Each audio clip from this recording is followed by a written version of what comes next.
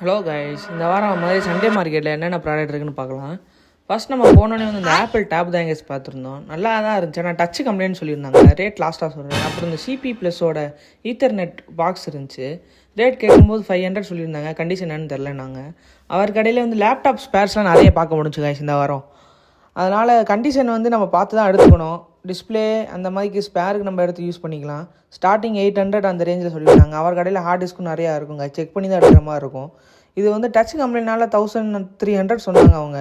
அப்போ அந்த டேபிள் லேம்ப்லாம் பார்க்க முடிஞ்சிச்சு. கண்டிஷன் தான் சொல்லியிருந்தாங்க. அந்த லேப்டாப் கடையிலே வந்து நம்ம இந்த ஹெச்பியோட மினி சிபியூ பார்த்துருந்தாங்க. என்ன கண்டிஷன் தெரில. அவர் கடையில் டைப் ரைட்டரும் இருந்துச்சு.